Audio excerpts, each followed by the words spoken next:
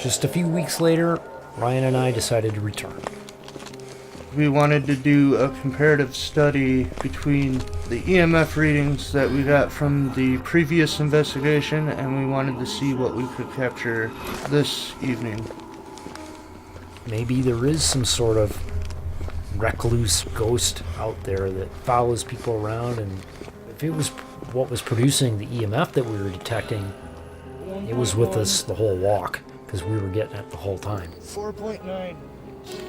Reports came back that solar activity was very low, but we still had all this EMF activity, which we could not explain. Grab the recorder.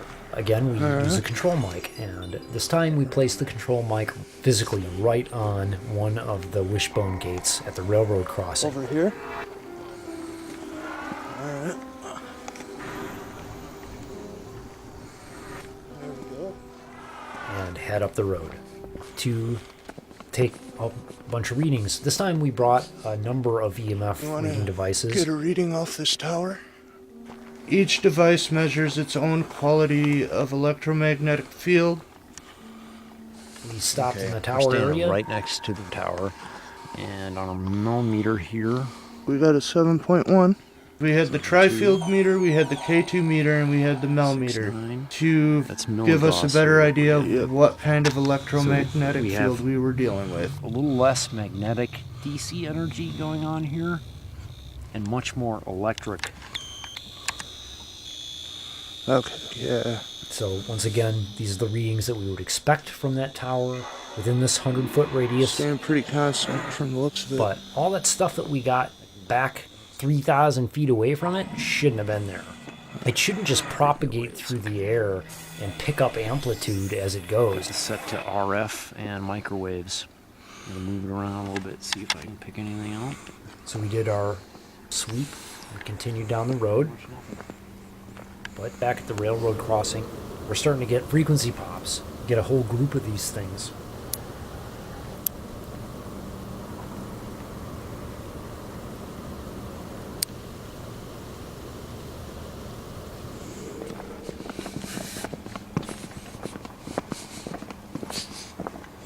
Here's entrance number 1. We get to Plevic Road, which is the first clearing you come across that has a big dirt hill. thinking this must be like the foundation to an old house that used to be here. And we wanted to take a closer look at it. Hold on.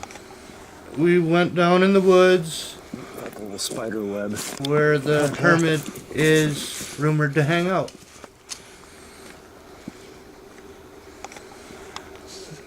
Yeah, there's a spider web right there. I see it shining in the light. And we conduct a short EVP session right there. In hopes to pick up this spirit voice. This is a creepy spot. Let me see if I can get this on. That is creepy. The road is inky black. Anybody out here? So dark, it's impossible for the camera to focus on anything. Do you have a name?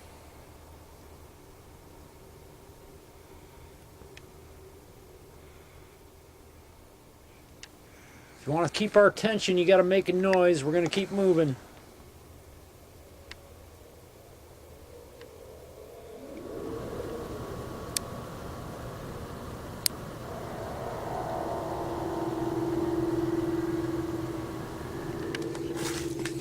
I've got 0 milligauss here. Alright. Pushed a little ways into Plevic Road. And there's spider webs everywhere. Huh? I keep going through tons of spider webs. Always walking point and kept walking through these spider webs strung across the pathway. Help us out, we'll help you out. Tons of spider webs. Alright, I'm backing out. I'm getting Too out of many here. spider webs for you? Way too many. The path went a lot further than what we dared to venture. It wasn't immediately interacting with us either, so love my EVPs, but not that much. see if we can get to entrance number 2. Unable to continue, we headed to the second clearing that has a bench. Suspiciously, we're not getting the sort of EMF activity like we got the first time. There, you got it? Yep. Nice, it's got this nice little bridge here for us. Yep, there's our bench. As we're setting up at the bench, back in the control mic, we record transient click noise and then an extremely strong frequency pop. It's almost entirely on the right channel, which is a very odd thing to happen. Very, very strange. This is the type of stuff that we only pick up at haunted locations for some reason. And typically right around the area that paranormal activity starts to ramp up. We're just trying to get the shot right. This area, we gotta catch it. I'm gonna go ahead and put this We set up in the crack there. an array of devices to catch any bench. sort of movement, any sort of sound that we may pick up. What's that device you're setting up? This is a static field detector. We decide to step back and let the equipment settle. Changing static fields. Wait a few minutes And K2. to make sure everything calibrates the way it's supposed to, so we don't get any false readings. Great. Just let that equipment sit there and kind of normalize for a little bit. And I was going to suggest we take the other suitcase, one camera, and go back to entrance number 1 and set up Rex. And then this is when Marty pointed out that we probably should have put And then come back. some sort of monitoring device over on Plevic Road. I don't know if you smell it, but I kind of got like a whiff of a very girly scent. Yeah, like not. Are you wearing any fragrance? Nope. No, I'm like not. That, not like that. I couldn't smell it, but Ryan begins having this subjective experience and smells Yeah, it's like a lip balm. what he describes as lip Okay. balm. Yeah. I'm not getting it. No. It comes and it goes. You're not getting it consistently? No, it's like it's like a waxy, almost kind of a sweet smell. It's pacing back and forth in front of me. Yeah, I don't smell it anymore. Okay. We're going to leave our stuff here for you. At this You point, check it out at your own we convenience. decide to take Rex, Touch that stuff, please. our motion sensor infrared camera, back to Plevic Road. Grab that equipment case right there. We'll come back in a little bit. Why don't you just put the rose right on the bench? Sometimes entities are curious about the equipment, and this gives them a chance to get near it and not feel as threatened with us standing around Just it. on the outside chance. We're gonna put that right there. Let's do it. We walk away from the bench.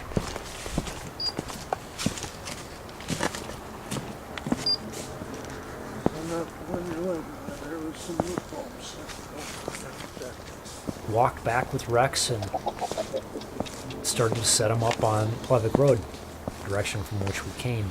Okay, perfect spot for Rex. Right up on this ridge. Still pretty new to the field at this point. Marty starts showing me how to use the camera because I'm unfamiliar. Here's how to set up Rex. That's the back. There's a little thing here. Kind of showed Ryan how to get it set up and Okay, get him armed and firing in the right direction and screwed in. everything. So you got that. Alright. Okay. And we hear the railroad crossing alarming. The railroad tracks. Marty, We gotta film this. luckily sprang into action and sprinted out to the Plevic Road entrance just in time to catch the gates returning to their upright position. Is there a train? I don't hear one.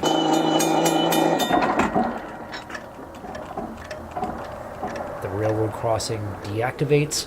Immediately you get one frequency pop on the microphone that's at the bench.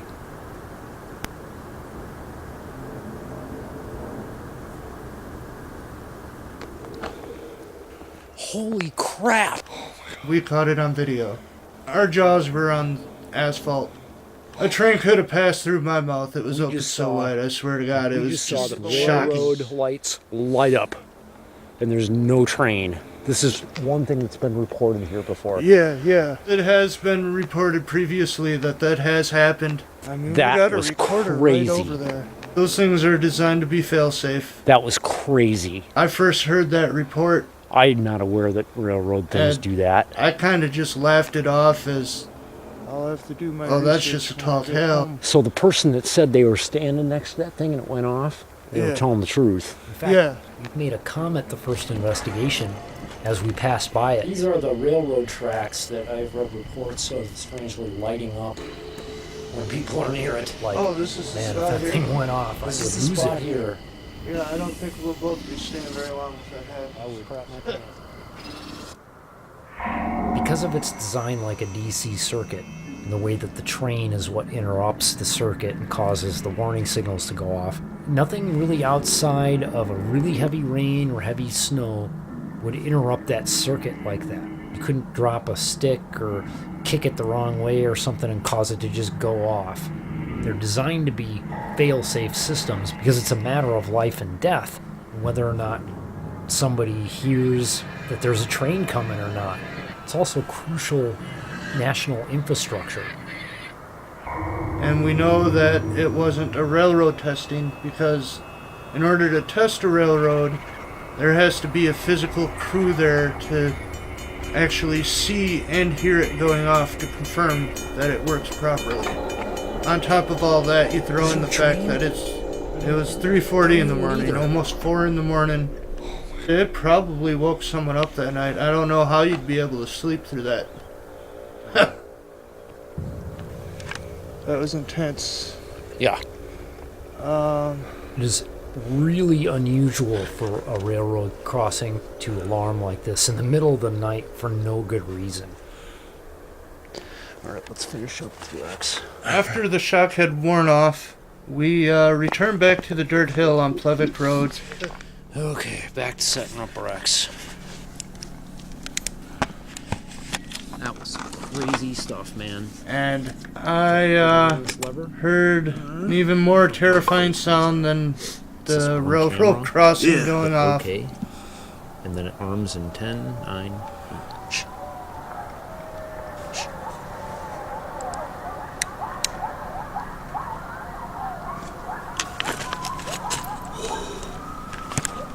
No. Film. They're headed this way. I know. Film. Once again, animals continue to play some sort of a role in all of this paranormal activity. What do we do? A bunch of coyotes seem to just have us surrounded. We might have to defend ourselves against it. How do we do that? I'm panicked. Throw Rex at it. Okay, we got wild dogs. I'm ready out to here run. right now. Yeah. We got wild dogs. To be honest, and I don't run often. Not have my flashlight on. Always freaks me out a bit because I believe in the theory that animals can sense paranormal activity. Just keep an eye out for those coyotes. They seem to be getting very, very close to our location.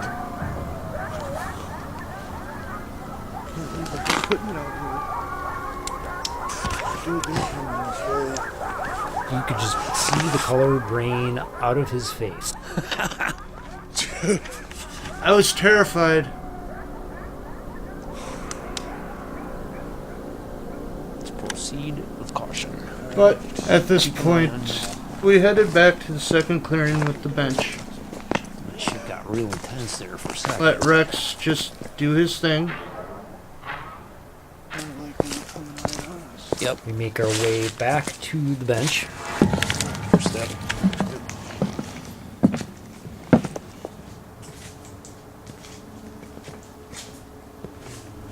We invited whoever or whatever is there to interact with our REM pod. I want you to set that REM pod off and show me that you're here.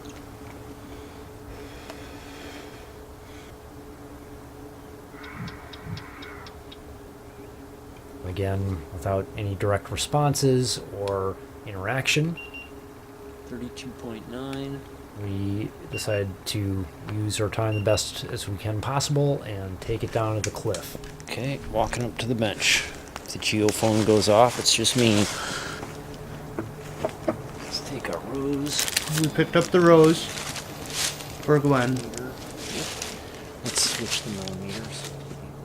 I switch out the millimeter, put a different millimeter in its place.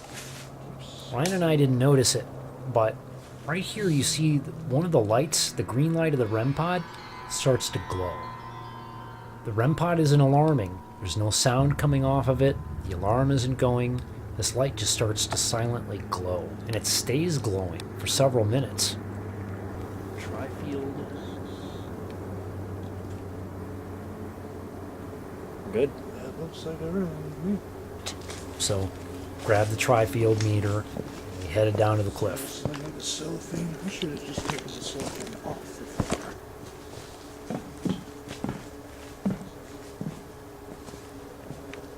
You want me to turn the light off? Yeah.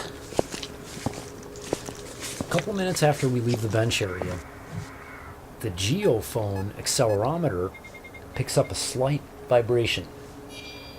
And whatever this is, it created a noise on the voice recorder wedged in between these two boards of the bench. But unfortunately, I put the millimeter down right in front of the voice recorder, so it's a little obstructed there. But the voice recorder picks up a disturbance, some sort of a noise on the voice recorder itself.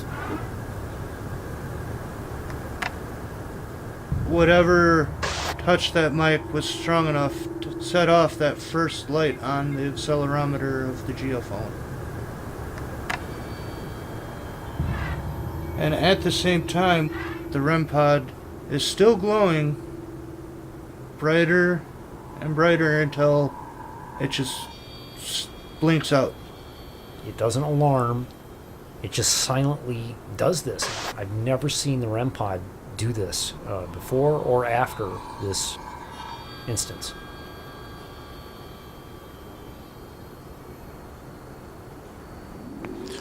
There's the last barrier. So as we continue down the road to the last barricade before the cliff, very weird temperature fluctuation. Just out of earshot of the bench, almost 40 degrees. The magnetic field destabilizes around the REM pod as if someone were to just reach out and grab the antenna. We were getting green, yellow, and blue lights, which would indicate that the field would be totally disrupted. And it basically did what we asked it to do, which was interact with that specific device. The millimeter didn't read any EMF. The static detectors weren't detecting any static fields. The K2 didn't go off. It's just that one piece of specific equipment that we asked it to interact with.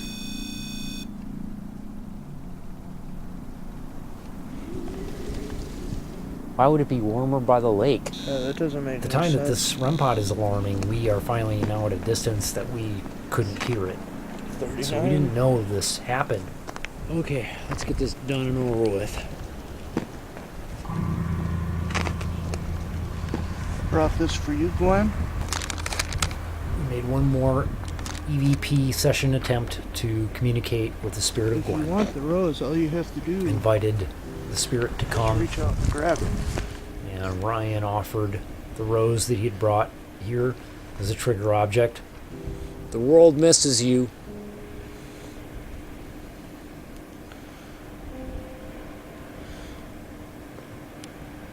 It's not a happy place to be. We're gonna leave you this rose.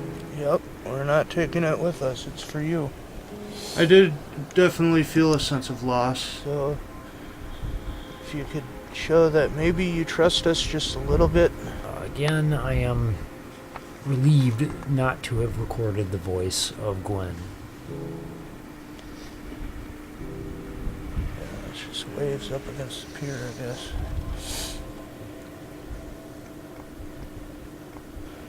We looked at every bit of evidence at this cliff over and over again, and we're unsuccessful in any findings. Could you give us any sign that you can hear us?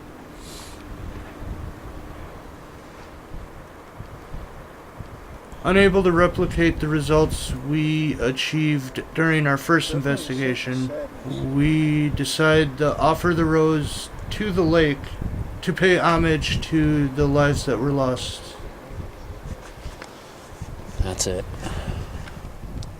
We're done. Yeah, I think we're done. We're gonna wrap. Yep. Alright.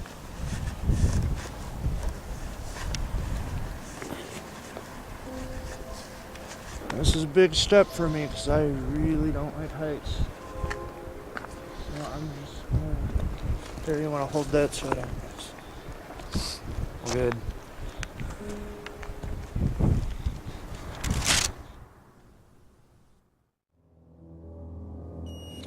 We decide at this point to pack it up and call it a night and end the investigation. I am frozen. Things just weren't sitting right with us. We're not really getting any raw readings at all this time. You have a point. Those readings that we got at the first investigation, they must have been anomalous because they were all gone this time. I remember we were getting no readings all the way down this Super road, suspicious basically. about it. What was it, 4.8 at one point? Zeros across the board. I don't think I had it. No, because I left the phone in the car. I was expecting the same kind of activity. Yeah. Something connected with We the were starting lake. to wonder if this could be EMF coming off of the lake. Water is a diamagnetic substance, meaning that it repels magnetic fields. But depending on the minerals that are present in the water and current and a number of factors, it's conceivable that water could give off a weak EMF at best. 3.6. We were getting almost 5 milligauss spikes on a cliff that's 200 feet above the lake. It doesn't make sense. And the second investigation, we weren't picking up any EMF at the lakeside, so there goes that. All right, let's get this stuff packed up. Alright. We're down to 31. It became very clear that we really needed to tear into this analysis. So we decided to pack up all the gear that is on the bench and head down to Plevic Road to pick up Rex. You want to keep the voice recorder going? Yep.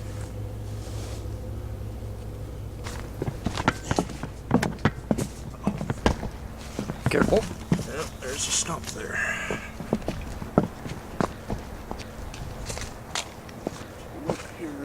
And on our way back to Plevic Road, I notice a burning smell. You smell burning? Which Hope Rex is on fire. Marty at the time did not pick up a distinct burning. Something smelled hot. No millimeter readings yet? Had a very It was wood going smell crazy to it. all the way up the road, all the way to the bench. Oh, I wonder what the hell that was. This mysterious hermit, maybe? That's when it really was hitting me, like, this is totally different than the first time around. I know it sounds ridiculous, but something had to be messing with us. So we gathered up Rex. Alright. And we head back to the car. Okay, this will be a feat. 3 cases. It's not that they're heavy, it's just, I got this. I got it. Got it? Yep. There we go.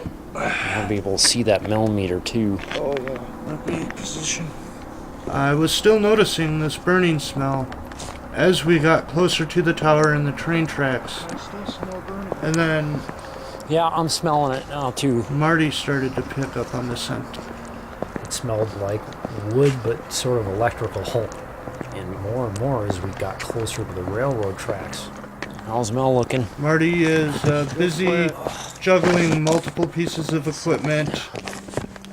We're earnestly headed back to the car, and right before I stop walking to take a breath, we record a third EVP. Oh, believe me, I won't. I can't wait to get it. That thing was right there. Right?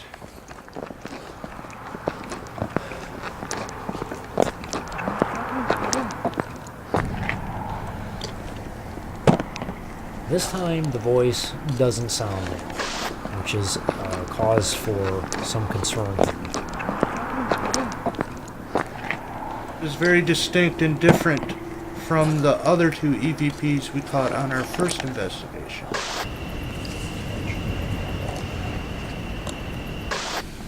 I could see how it could make people uncomfortable. It sounds like it's saying, I was talking to him. We weren't asking any questions at the time. It was almost as if she was having a conversation with another spirit, being like, I wasn't talking to you, I was talking to him. Definitely further complicates our view of this road. We were literally flies on a wall during that conversation.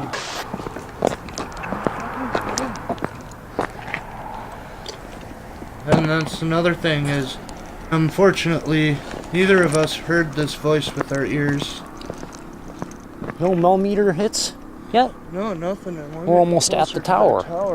Finally, we get close enough to the tower where we start pegging some EMF readings, There we go, we got a 1.0. the types of readings that we would expect. Okay, now we're picking it up. We're going up. They're very low. It's climbing. Yep. Okay, so but we have to be in Direct 100-foot vicinity, radius. Yeah, we're right next to it. After we get our readings from the tower, Something was weird the first time. we pick up the mic and we head back to the car.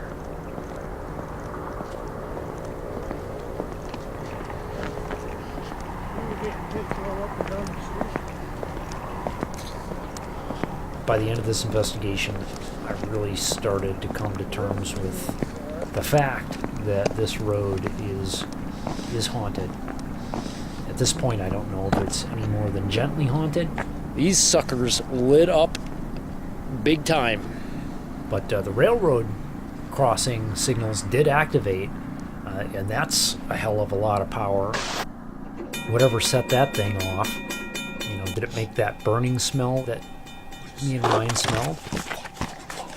What would cause a DC circuit, such as a railroad crossing, to activate like it did?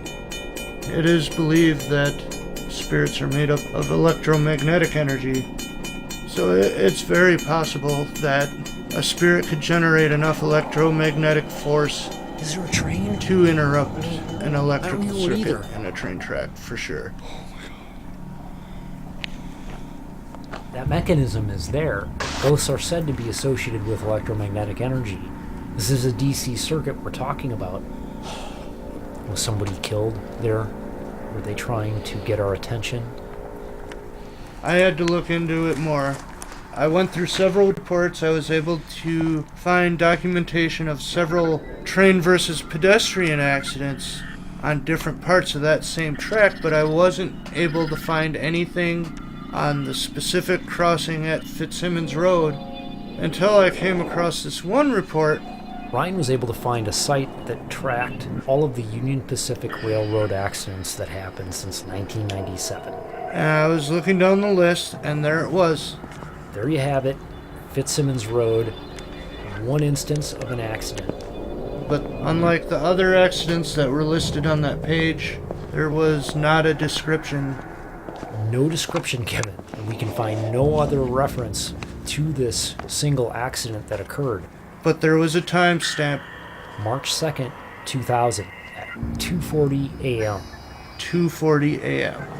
Now, it was 3:40 a.m. when we saw this crossing activate.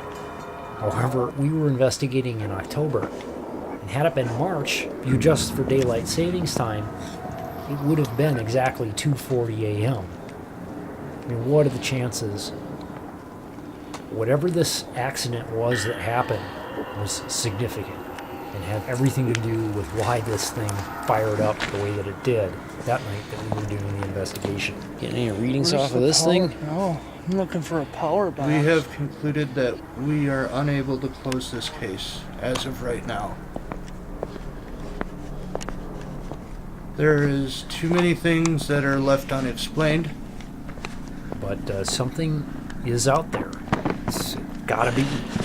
I can't explain the voices that were recorded. We made it, dude. That's kind of the story of this field, is everything is more complicated than we know. We're gonna get eaten alive by coyotes. The EMF activity, REM pod activity, even the wildlife, the way those coyotes responded after the railroad crossing activated. I have a feeling we have just touched the Oh, we tip got of the this iceberg recorder, too. of this one. But I do firmly believe Stopping that recording on this voice when it's all recorder. said and done, we have a legitimate, genuine haunting on our hands. Get out of here.